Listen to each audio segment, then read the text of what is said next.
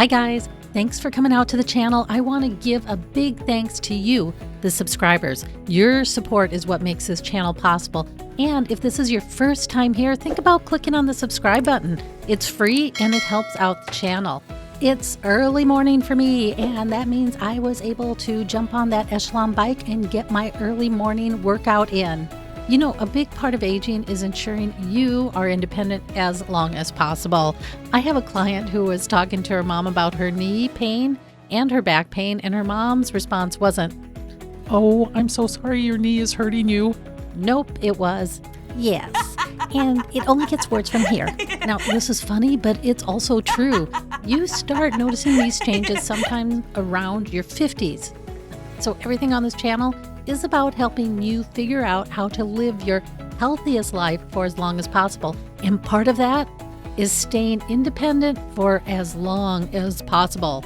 So let's talk a little about making your house senior friendly for your retirement. And I can tell you, it's not going to be that 3,000 to 4,000 square foot two-story McMansion with granite countertops and hardwood floors.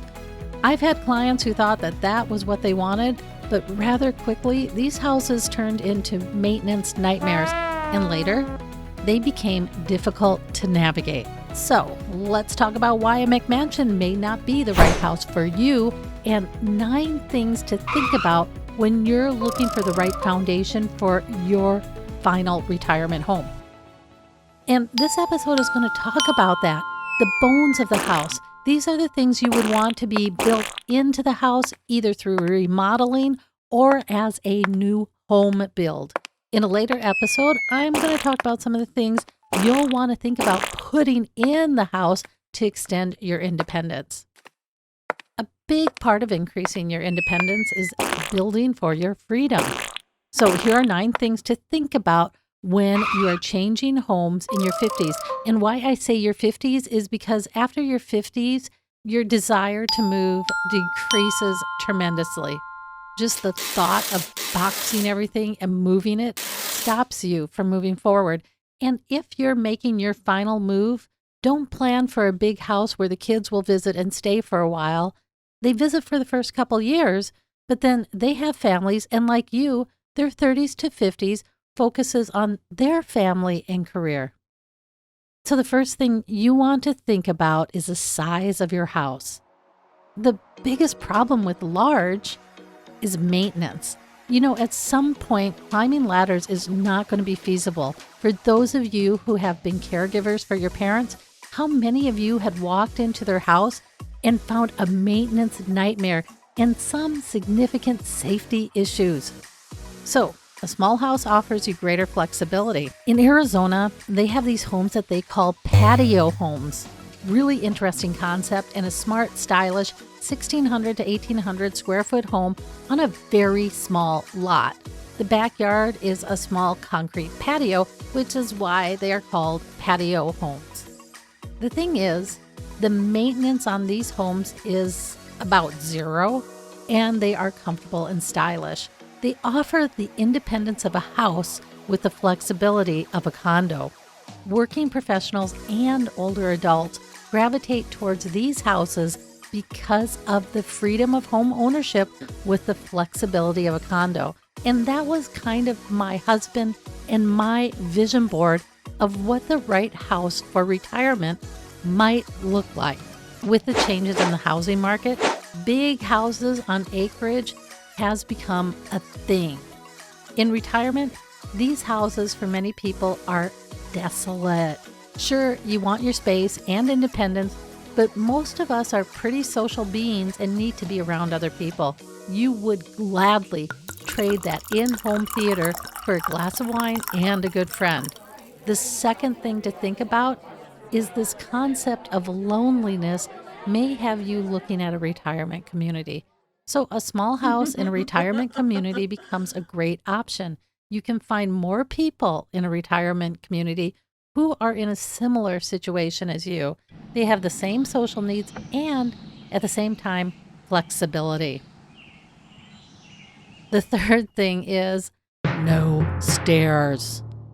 Most of us played pretty hard in our younger years, and the knees, the back, the feet, okay, arthritis. is a problem. Sports injuries can make stairs a problem as you get older. People get vertigo or dizziness more often when they're older. Things like COPD can make stairs unmanageable. They become tripping and falling hazards as you get older. Okay, what else would you want to do with your house? Well, this fourth item is to raise the electrical outlets. You're going to find out that no one wants to bend down for an outlet as you age. So take them up to 18 inches.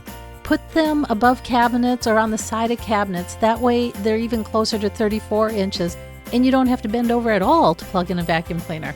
That's great because you just have to reach for those plugs. And be strategic where you're placing them. Put plugs on the side of the bed. You don't want to pull out your nightstand to reach the electrical outlet. Lift it up and bring it closer to the side of the bed so you can reach it when you're laying in bed. The fifth idea is, what about making sure all your doors are 36 inches? You want 36 inches because what if you're in a wheelchair? For ease of navigation, 36 inches makes sure you can get around unimpeded. Okay, here's something interesting. A friend of mine showed me another really neat thing. She's passed now, but she used a walker in the house, and she wanted to show me why she loved the house she had moved into. The living room and kitchen were on one half of the house. So the living room was right next to the kitchen, and it was separated by a dividing wall between the two. So middle way down the rectangle. As we sat in the living room, she grabbed her walker while she was sitting in the living room and rolled into the kitchen and kept going straight through the kitchen to the other side. She rounded the corner of the wall divider and was back in the living room. So what did I learn there? Floor plan is important. Most floor plans have a closed kitchen. You go in, have to stop, turn around, and come back out. You and I can do this just fine right now, but when you start to lose some of your navigation, the stopping and turning can be complicated. So my sixth idea is an open floor plan that allows you to continue to move forward instead of stopping and turning. Speaking of floor plans, what about the size of one of your bathrooms? You might want to make sure that one of your bathrooms can handle a wheelchair. Because what if you have to do surgery and are stuck in a wheelchair for 3 weeks? I mean, you never know. So the seventh suggestion is to have one bathroom wheelchair accessible, making it easier for you to stay home and independent. This eighth suggestion is more of a safety suggestion.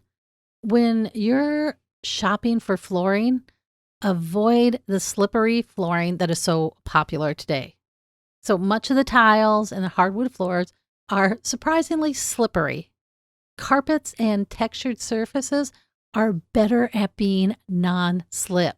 Some of the new manufactured floorings can be a great option. They're durable, waterproof, textured, and it's been some of the best flooring I've walked on when it comes to not slipping. The ninth thing you want to think about when preparing your home for retirement is a concrete sidewalk that goes all the way around the house. There are many reasons why you trip as you get older. Creating a level, stable surface that you can walk on helps remove some of the tripping hazards of walking on uneven ground.